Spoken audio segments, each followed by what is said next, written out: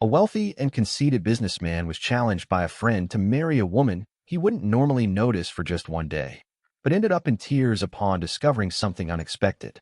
As the rising sun painted the sky in golden hues, Jonathan Reed, a 35-year-old arrogant millionaire, awoke in his luxurious penthouse in the heart of New York City. He stretched his arms, feeling the soft touch of Egyptian silk sheets, and smiled to himself, ready for another day to expand his fortune and enjoy the pleasures money could buy. Subscribe to the channel and click on the notification. Help this channel reach 1,000 subscribers. This way YouTube will deliver this content to more people who will benefit. I count on your help. Jonathan got out of his king-size bed and walked to the panoramic window, observing the city sprawling beneath him. Gleaming skyscrapers reflected the morning sunlight, creating a spectacle of glass and steel. Below, the streets began to come alive with the frenetic movement of ordinary workers, people whom Jonathan viewed as mere cogs in his money-making machine. While having his breakfast, prepared by a personal chef, Jonathan mentally reviewed his agenda for the day. Important meetings, million-dollar negotiations, perhaps lunch at a starred restaurant. The life he always dreamed of and achieved through hard work and, of course, some not-so-ethical business moves. His phone rang, interrupting his thoughts. It was David, his best friend since college and now a partner in some ventures. "Hey, Jonathan, ready for another day of making it rain?" David's lively voice came from the other end of the line. Jonathan laughed. "Always, my friend. What's in store for me today? Any news?" "Actually, yes," David replied with a tone of amusement in his voice. "I have a challenge for you." Jonathan raised an eyebrow, intrigued. Challenges were rare in his life lately. He had practically achieved everything he wanted. "A challenge? Now you have my full attention," Jonathan said, leaning back in his chair with a confident smile on his lips. "Remember our conversation about how money can buy anything?" "Well, I want to see if you can prove it," David laughed. "Sure I can. What do you have in mind?" Jonathan asked. "I want you to get married for a day," David said. There was a pause. Jonathan frowned, confused. "Get married for a day? That's all. I can easily arrange a model or actress," he said. No, David interrupted. "It wouldn't be a challenge if it were that easy. I want you to marry someone you wouldn't normally look at twice on the street." The millionaire felt a chill down his spine. "What do you mean?" he asked. "An overweight woman," David replied bluntly. "I want to see if you can spend an entire day married to someone who is far from your usual standards." Jonathan almost choked on his coffee. "You must be joking," he said.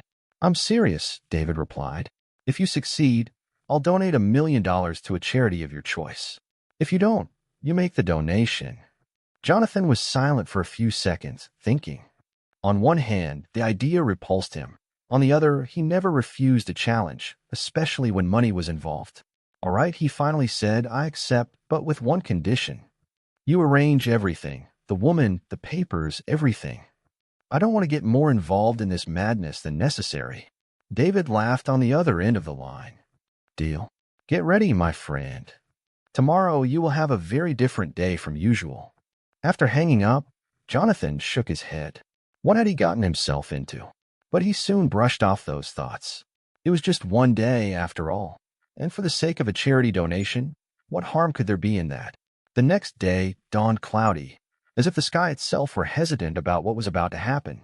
Jonathan woke up earlier than usual, a mix of anxiety and irritation bubbling in his stomach. He dressed with care, choosing a tailored Italian suit. If he was going to go through this ordeal, at least he would be impeccably dressed. At exactly 9 o'clock, the doorbell of his apartment rang. Jonathan took a deep breath before answering. David was there with a broad smile on his face, accompanied by a woman who made the millionaire's heart sink. She was exactly as David had described, overweight, at least 150 kilograms, dressed in simple and unremarkable clothes. Her brown hair was tied in a clumsy bun, and she looked as uncomfortable as Jonathan felt. "Jonathan, this is Emily," David introduced, still smiling, "your wife for a day." Emily looked shyly at Jonathan, a slight blush coloring her chubby cheeks. "Hello," she said softly. The millionaire forced a smile, extending his hand. "Pleasure to meet you, Emily," he said. David handed Jonathan a folder with the necessary documents for the one-day marriage, a legal loophole he had managed to arrange. "Everything is ready. You are officially married for the next 24 hours. Enjoy," David said with a wave and a wink before leaving Jonathan and Emily alone in the hallway. An awkward silence settled between them. Well, Jonathan finally said, I suppose we should go inside. Emily nodded, following him into the apartment. Her eyes widened at the luxury of the place. Wow, she murmured, it's beautiful here. Jonathan shrugged, not giving much importance. To him, it was just the basics. Thank you, he said dryly. So, what would you like to do today? Emily seemed surprised by the question. I don't know. I didn't expect you to ask me that. The millionaire sighed internally. This would be more challenging than he had imagined. Well, we're married for a day, are we? We should do something, he said. A small smile appeared on Emily's lips. Actually, there's a place I've always wanted to visit, the Metropolitan Museum of Art. Would you like to go with me? Jonathan hesitated. Museums weren't exactly his favorite activity, but it was better than being cooped up in the apartment all day. Sure, why not, he said.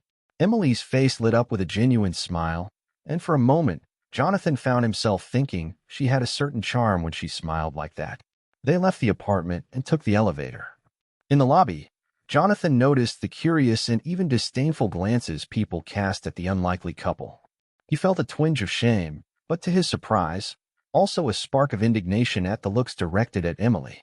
On the way to the museum, Jonathan expected the awkward silence to continue, but to his surprise, Emily began talking about art.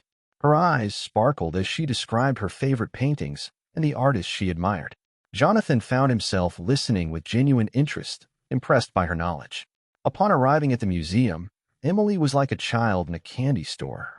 She guided Jonathan through the galleries, explaining each work with passion and eloquence. The millionaire was surprised to realize he was actually enjoying the visit. You really know a lot about art, he commented as they observed a painting by Monet. Emily blushed slightly. Thank you. I studied art history in college. It's always been my passion, she said. Jonathan frowned. And you don't work with it? It's complicated, she replied. My family, well, they have other expectations for me. Before Jonathan could ask more, Emily changed the subject, pointing to another painting. The millionaire let it go, but was intrigued. There was more to her story than he knew. After the museum, they had lunch at a nearby restaurant. Jonathan suggested a fancy place, but Emily preferred a simple diner. Initially reluctant, the millionaire ended up being surprised by the taste of homemade food. During lunch, they talked more, and Jonathan discovered that Emily volunteered at an animal shelter and loved to read. She had a smart sense of humor and a contagious laugh. Gradually, the millionaire found himself relaxing and even having fun. In the afternoon, at Emily's suggestion, they visited a nearby park. Walking among the trees, Jonathan was surprised to realize how light and carefree he felt, something rare in his busy business life. You know, Emily said as she watched a group of children playing, sometimes I think people forget to appreciate the simple things in life. Jonathan looked at her, intrigued. What do you mean? He asked. She smiled, her eyes shining. Look around us. The green of the trees, the sound of children's laughter, the smell of grass. All of this is free, and yet how many people stop to really appreciate it? The millionaire was silent, reflecting on her words. He couldn't deny there was a deep truth there. As the day went on, Jonathan found himself increasingly intrigued by Emily. There was a depth to her that he hadn't expected, an intelligence and sensitivity that went far beyond physical appearance. As night fell, they returned to Jonathan's apartment. The millionaire was surprised to realize he didn't want the day to end. So he said a bit awkwardly, I guess our one-day marriage is coming to an end. Emily smiled a little sadly. I guess so. It was a very special day, Jonathan. Thank you. Impulsively, Jonathan took her hand. Emily, I'd like to see you again. Not as part of a challenge or anything like that, but because I really enjoyed spending the day with you. Emily's eyes widened in surprise, but soon a smile lit up her face. I'd like that too, Jonathan. At that moment, something changed between them, a silent understanding, a connection that went beyond appearances or social conventions. Before Emily could leave, Jonathan surprised her with an invitation. Would you like to? He hesitated for a moment, but the sparkle in her eyes betrayed her curiosity. Are you sure? I mean, we just met today, she said. Jonathan smiled, a genuine gesture that even surprised himself. I'm sure. Besides, technically we're still married for a few more hours, aren't we? With a light laugh, Emily agreed. They left the luxurious apartment and headed to Jonathan's car, an Italian sports car that made Emily's eyes widen. During the journey, Jonathan explained a bit about his family. My parents live in a mansion on the outskirts of the city. They're quite traditional and somewhat conservative, he said. Emily nodded, a bit nervous.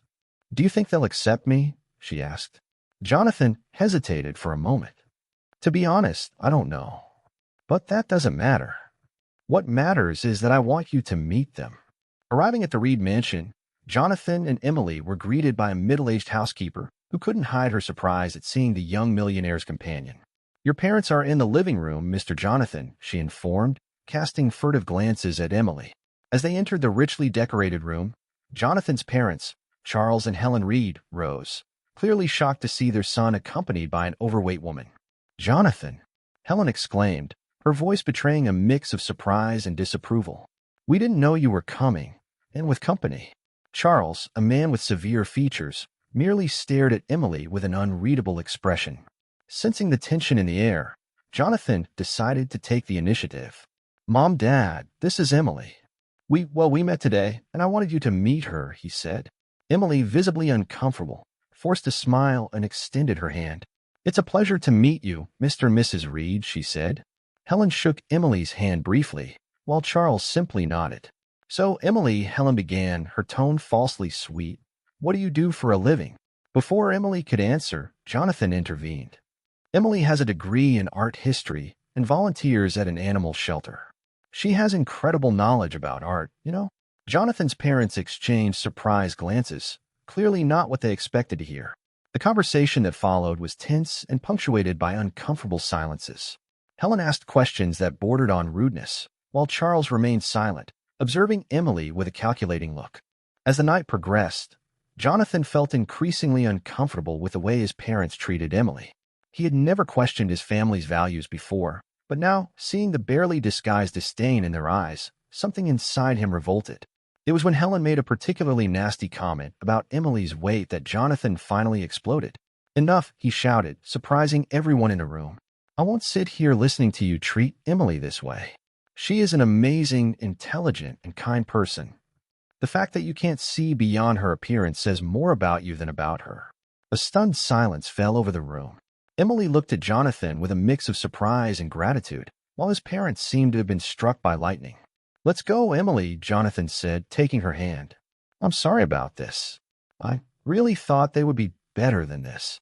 As they were about to leave the room, Charles's voice stopped them. Wait, son, he said. Jonathan turned, still furious but willing to listen.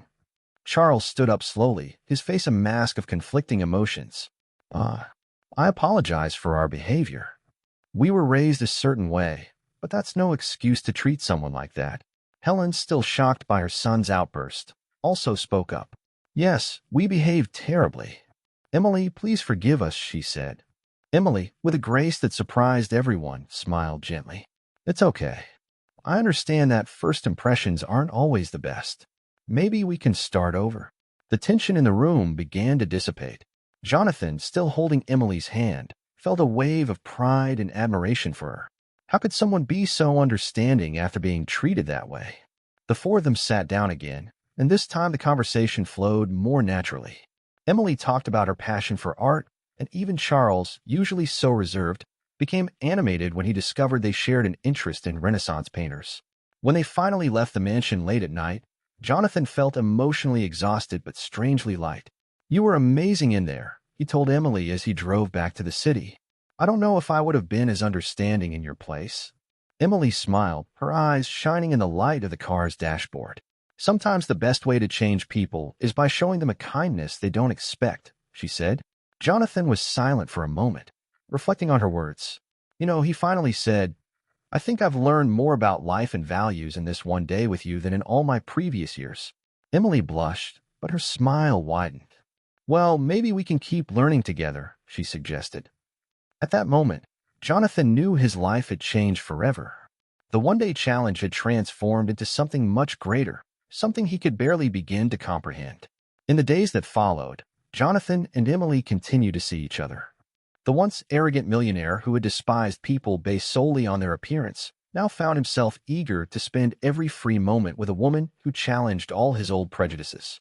As their relationship deepened, Jonathan began to notice strange things. Whenever he mentioned meeting Emily's family, she changed the subject. Sometimes he caught her looking away with a melancholic expression, as if carrying a heavy burden. One day, while strolling through a park, Jonathan decided to address the issue. "Emily," he began hesitantly, "is there something you're not telling me about your family?" She stopped walking, her face turning pale. "Why do you ask?" Jonathan sighed. "You always avoid talking about them, and sometimes, when you think I'm not looking, you seem so sad." Emily was silent for a long moment, her eyes fixed on a distant point. Finally, she spoke, her voice almost a whisper. "There's a lot you don't know about me, Jonathan, about my family. And I'm afraid that when you know, everything will change." Jonathan's heart raced. "What do you mean, Emily?" "You can tell me anything," he said. She looked into his eyes, tears forming. "Promise me you'll listen to the end, that you won't judge me," she pleaded. Jonathan nodded, holding her hands. "I promise." Emily took a deep breath and began to tell her story, one Jonathan could never have imagined. "My real name," she said, "is Emily Johnson. My family, well, let's say they're not exactly what you imagine." Jonathan frowned, confused. "What do you mean?"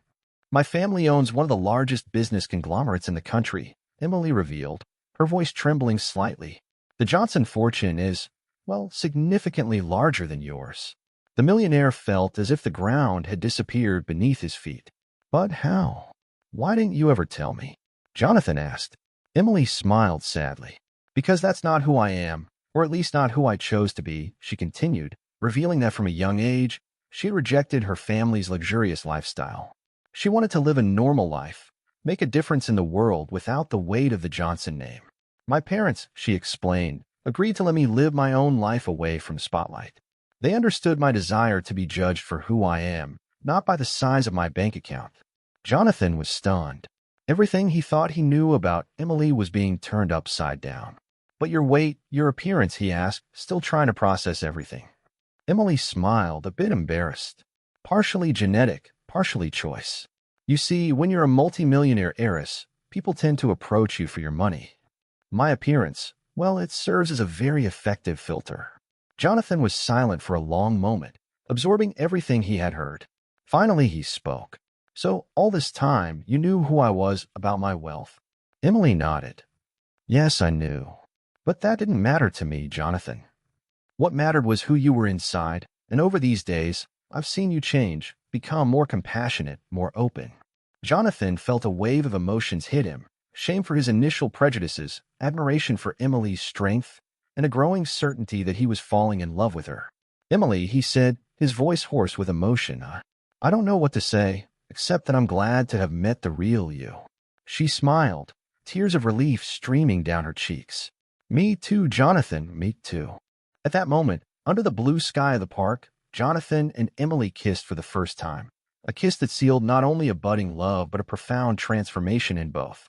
In the months that followed, Jonathan and Emily deepened their relationship.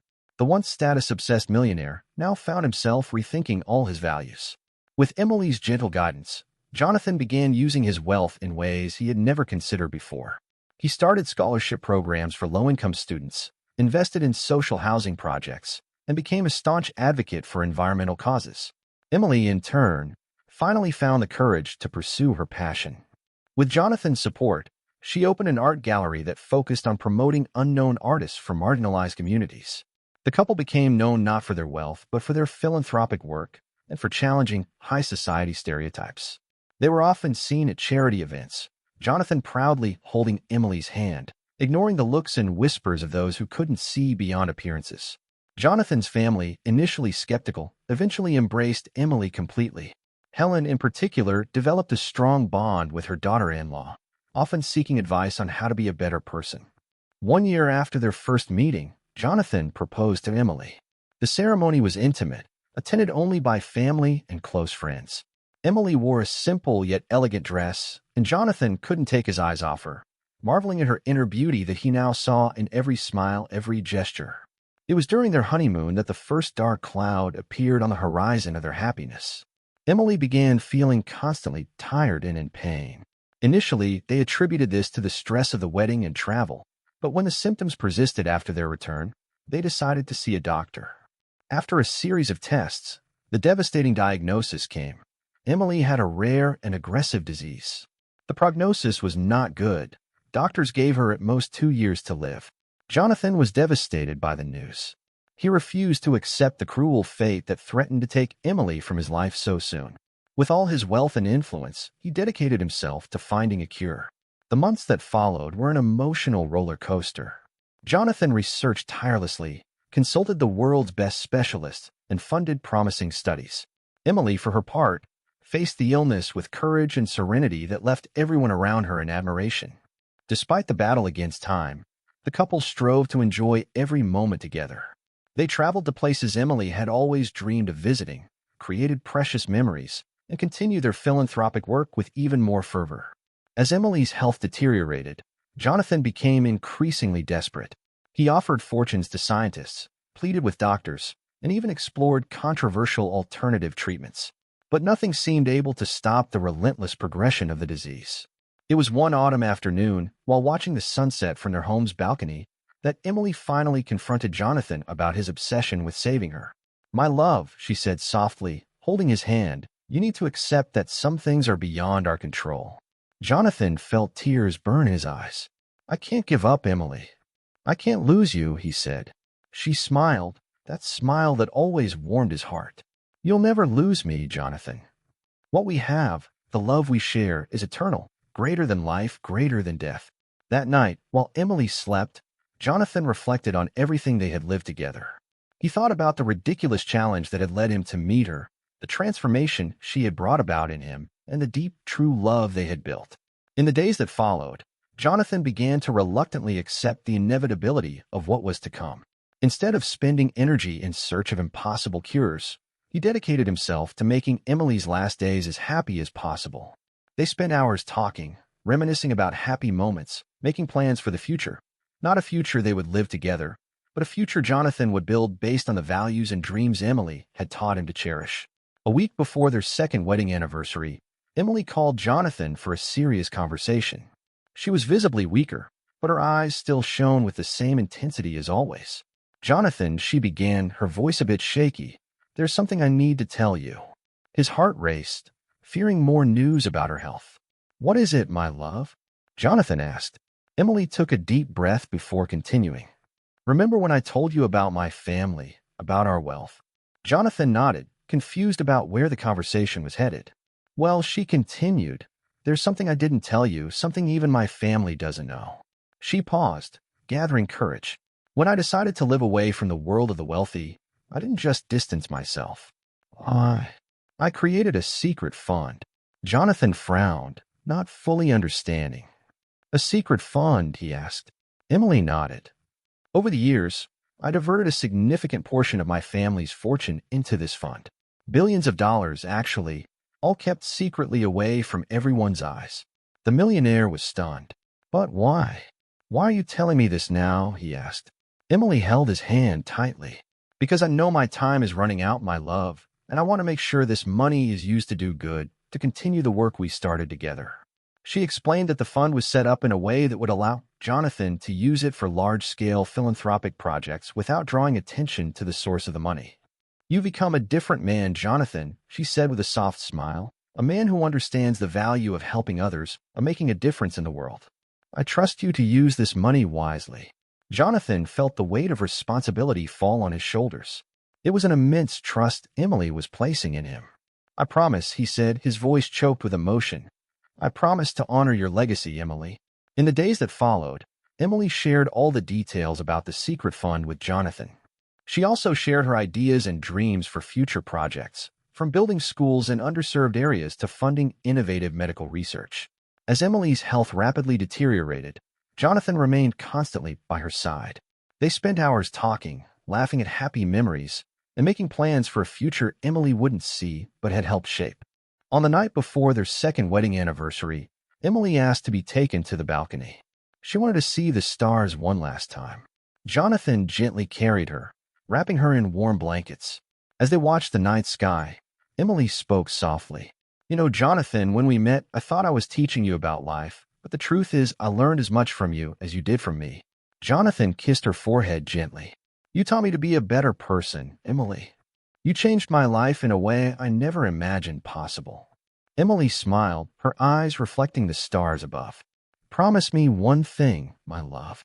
Promise you'll keep growing, learning, making a difference. Don't let my departure stop you from living fully. With tears in his eyes, Jonathan made the promise. They stayed there, embraced under the starry sky, until Emily peacefully fell asleep in his arms. The next morning, on the day of their wedding anniversary, Jonathan awoke to discover that Emily had passed away during the night. She had gone silently, with a serene smile on her face. The days that followed were a blur of pain and mourning for Jonathan. The funeral was a celebration of Emily's life, with hundreds of people she had touched attending to pay their respects. Weeks later, when the acute pain of loss began to give way to a constant longing, Jonathan found himself confronted with the task of fulfilling the promise he had made to Emily. He threw himself into philanthropic work, using Emily's secret fund to initiate ambitious projects. Schools were built in underserved communities, equipped with cutting-edge technology. Microcredit programs helped small entrepreneurs realize their dreams. Jonathan became known as one of the greatest philanthropists in the country, although few knew the true extent of his work or the source of the resources. He kept the promise of discretion he had made to Emily, allowing good to be done without drawing attention to himself. Years passed, and Emily's positive influence continued to spread through Jonathan's actions.